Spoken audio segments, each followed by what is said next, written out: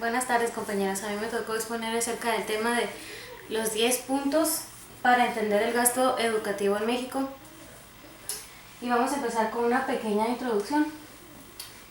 Este documento se hizo a base de razones del gasto educativo. Uno de ellos es el uso del presupuesto político, un arreglo federal disfuncional y oneroso, la falta de mecanismos efectivos de control y rendición de cuentas, y los escasos indicadores relevantes para medir el impacto real del gasto. México evalúa, cree que a través del acceso de información útil o confiable, sumando a la participación conjunta de instituciones académicas y sociedad, se puede impulsar el gobierno a actuar con transparencia y efectividad. Esto quiere decir que si México se pone de acuerdo para que todos los gastos educativos se hagan públicos y podamos todos tener la transparencia de todo lo que se hace con el gasto educativo. El financiamiento de la educación, en esta revista hablaba acerca de los diferentes gastos educativos que tiene México, y yo tomé como referente el gasto educativo que tiene al año por alumno.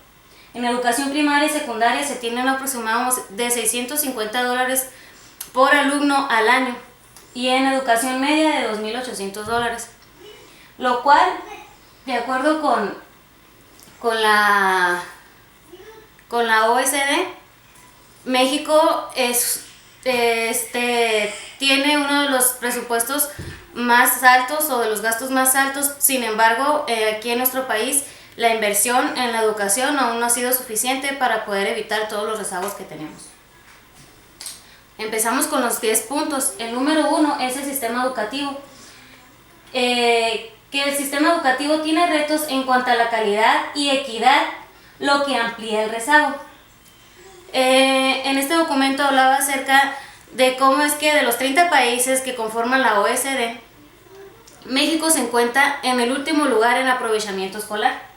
Y en las pruebas PISA dice que el 50% de los estudiantes de 15 años carecen de la habilidad lectora y la comprensión también lectora. El otro punto, o el punto número 2, es la desconexión entre el financiamiento y resultados por la ineficiencia en el gasto. Hay deudas de la eficacia del financiamiento educativo por las siguientes razones. Los siguientes puntos van a abordar este punto, que es las razones por las cuales existen deudas en la eficacia o eficiencia del sistema educativo. La mayor parte del gasto educativo se destina al gasto corriente. Este es el punto número 3, una de las primeras razones del punto número 2. Dice que el 82.6% se destina a pagos de servicios personales y el 0.4% se destina a inversión educativa. Esto quiere decir que el gasto educativo no se distribuye de una manera correcta. El número 4 dice que la infraestructura del gasto educativo plantea insuficiencias en la infraestructura, en equipamiento, operación y mantenimiento de las escuelas. Más del 75% de las escuelas primarias en México carecen de biblioteca y de sala de cómputo. Nosotros como estudiantes nos podemos dar cuenta de cómo hay necesidades en nuestro país en lo que son las escuelas, en infraestructura, y cómo es que no muy lejos de nuestras casas, en nuestras propias escuelas, existen escuelas en las que ni siquiera tienen, no necesariamente una sala de cómputo o una biblioteca, sino que no tienen ni siquiera buenos mesabancos, o incluso les hacen falta mesabancos para poder atender el gran número de estudiantes que tenemos ahora en las escuelas. Otro punto dice que es más del 15% de las escuelas rurales el profesor no tiene lugar de donde sentarse.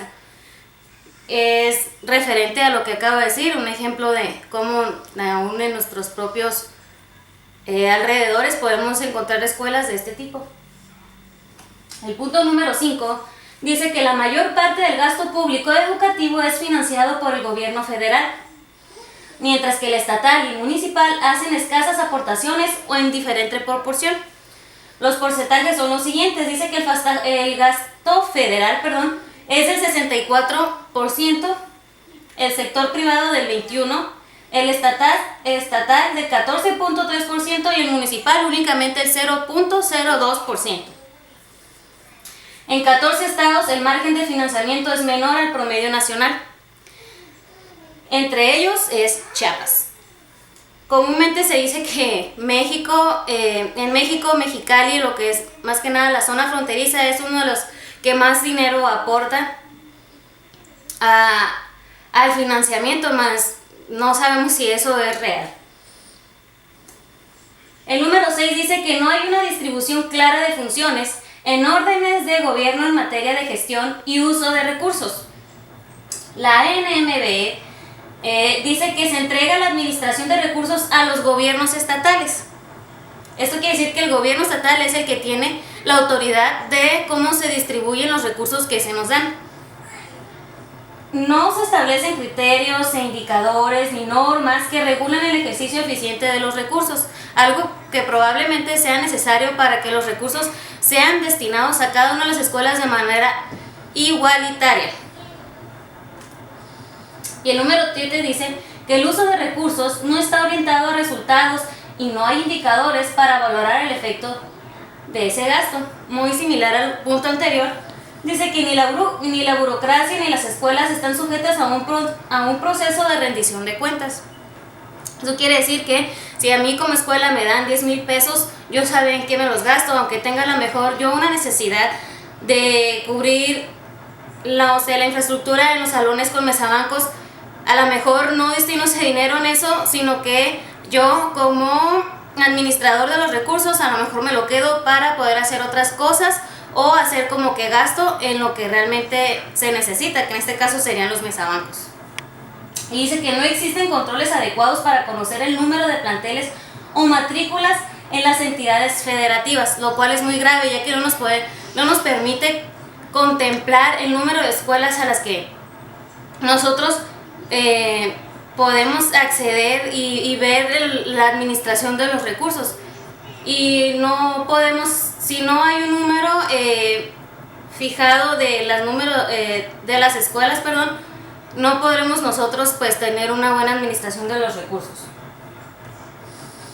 El punto número 8 dice que parte de la ineficiencia del gasto se traduce en costos adicionales para las familias mexicanas, una de las quejas más comunes en los padres de familia, ya que se supone que México es de una educación gratuita, sin embargo, pagamos inscripción, colegiaturas, material, cooperaciones e improvistos.